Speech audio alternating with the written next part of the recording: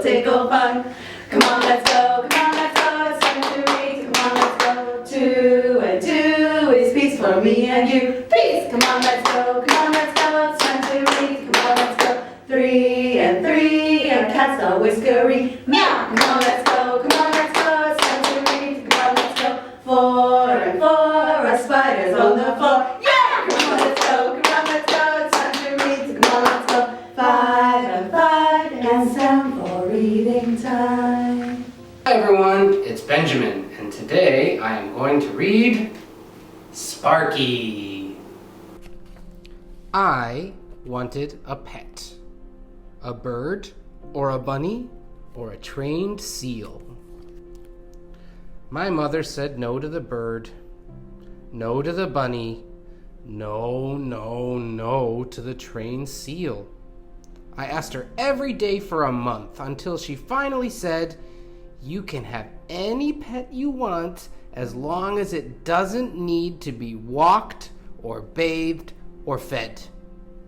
I made her a promise. Then I went to see the school librarian. Mrs. Kinklebaum, who knows everything in the world, pointed me to Volume S of the Animal Encyclopedia. This is what I found. Sloth. Sloths have been known to sleep more than 16 hours a day. They sometimes hang upside down in trees, barely moving for long periods of time. They survive by eating leaves and drinking the dew that collects in them. It is said that sloths are the laziest animals in the world. My sloth arrived by express mail. He was about the size of a medium-ish dog, with a flat nose and a monkey face. My mother wasn't happy, but a promise is a promise, I said. Sparky, I decided. That will be your name. I took him outside to his tree. Sparky went right to sleep. I made a sign and put it under the tree. Guard sloth, enter at your own peril. It was 2 days before I saw him awake. He didn't know a lot of games, so I taught him some. We played King of the Castle, and I won. We played hide and seek, and I won. We played Kung Fu Fighter, and I won. We played statues, and Sparky was very, very good. That weekend, Mary Potts came over to investigate. Let me show you what Mary Potts is like. This is a picture of her room.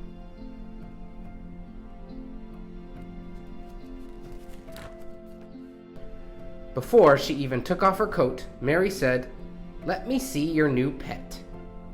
I had some worries, but I took her out to Sparky's tree. He opened his eyes and looked at us. Then he closed them again.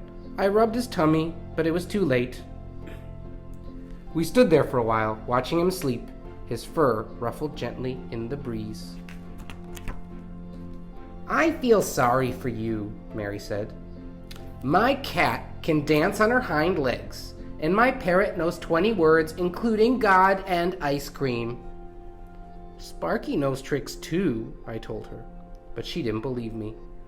The next day, I made a poster and nailed it to the tree outside Mary Potts' house. Trained Sloth Extravaganza. Countless tricks to mystify you. Just 7 days away.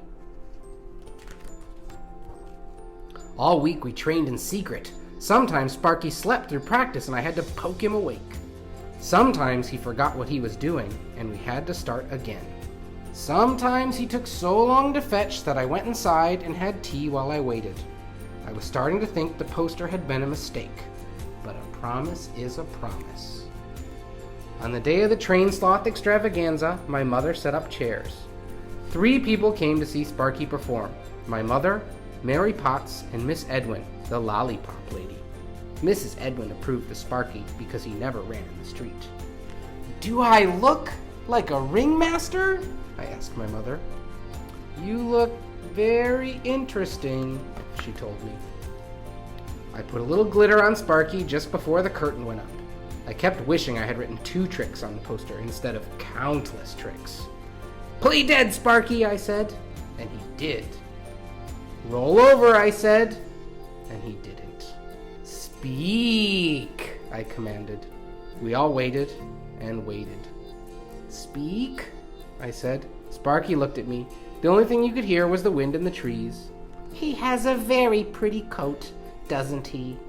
Miss Edwin said finally. You can't just invent a brand new pet like that, Mary told me. A pet no one's ever even had. My mother came out with lemonade and cookies, but everyone said they had to be going.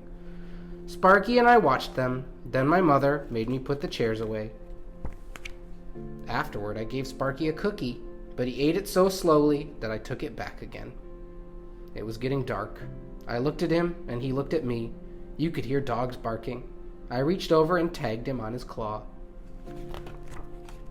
You're it, Sparky, I said, and for a long, long time, he was. The end. Thanks for reading with me. Bye-bye.